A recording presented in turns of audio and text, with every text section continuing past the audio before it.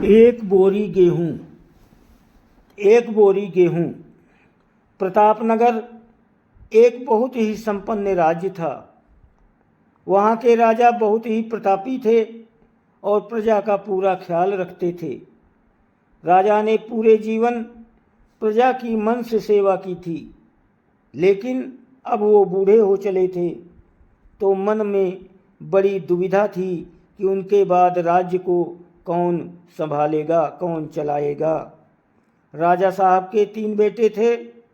अब तीनों ने एक ही गुरु और एक ही विद्यालय से शिक्षा प्राप्त, लेकिन राजा ये निर्णय नहीं कर पा रहे थे कि कौन राज्य के लिए सबसे अच्छा उत्तराधिकारी है। अब राजा ने तीनों बेटों की परीक्षा लेने की सोची।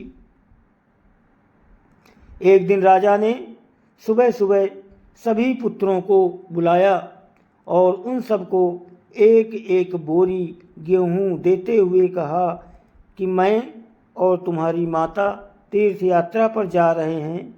हमें वापस आने में 1 वर्ष से भी ज़्यादा समय लग सकता है। तुम तीनों की ये जिम्मेदारी है कि अपने हिस्से के गेहूं को संभाल के रखना, और जब मैं वापस लौटूं तो तुमको ये गेहूं की बोरी वापस लौटानी है। ऐसा कहकर राजा और रानी तीर्थ यात्रा पर चल दिए। सबसे बड़े बेटे ने सोचा, ये गेहूं की बोरी पिताजी को वापस लौटानी है, तो इसको मैं तिजोरी में बंद कर देता हूँ। जब पिताजी आएंगे तो वापस दे दूँगा।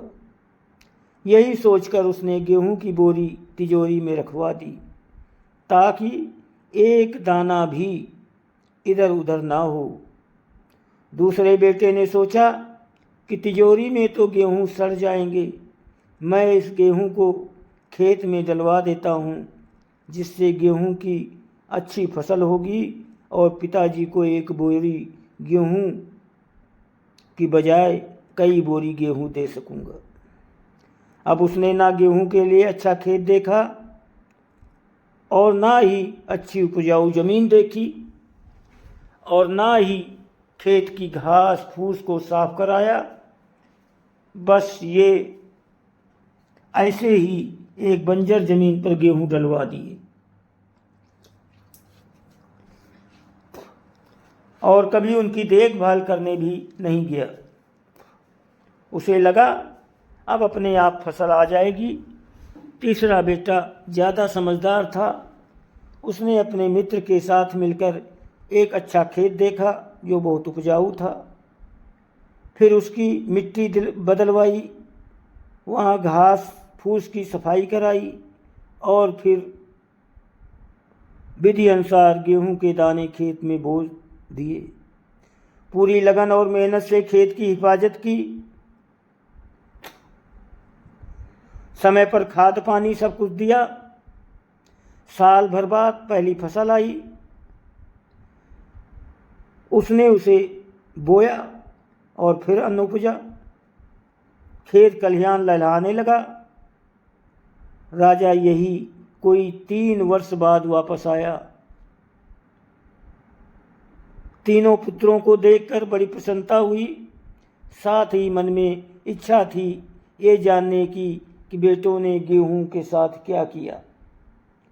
पहले पुत्र ने जैसे ही तिजोरी खोल के दिखाई, अंदर से बहुत बुरी बदबू आ रही थी। सब कुछ सड़कर राख हो चुका था। पिता ने कहा, ये अन्न है जिससे हम सबका जीवन चलता है, और तुम इसकी देखभाल नहीं कर पाए। तुम राज्य क्या संभालोगे। अब दूसरा बेटा पिता को उस जगह पर ले गया जहाँ उसने गेहूं को डलवाया था। वहाँ जाकर देखा तो जंगल था, बड़ी बड़ी घास फूस खड़ी थी। गेहूं का वो नामो निशान ही नहीं था। राजा बहुत नाराज हुआ और उसे भी राज्य का उत्तराधिकारी बनाने से मना कर दिया। अब तीसरा पुत्र पिता को अपने खेतों पर ले गया। वाह, दूर से ही एक अलग खुशबू आ रही थी। लहलहा रही थी फसल, चारों तरफ हरियाली और जीवन था। 50 बोरी से भी ज़्यादा गेहूँ उत्पन्न हो चुका था और आज भी खेत में फिर से फसल खड़ी थी। राजा का मन देखकर बहुत प्रसन्न हुआ और बोला। राजा ने तीसरे बेटे को अपने राज्य का उत्तराधिकारी बनाने का निर्णय किया।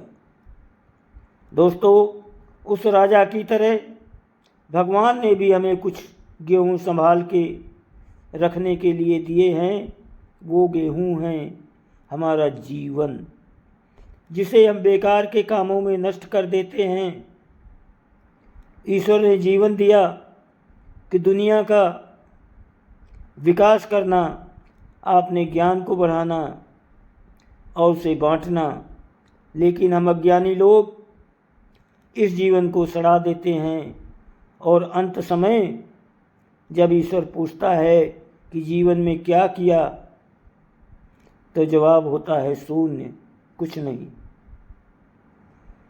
अपने मन की ज़मीन को साफ करिए,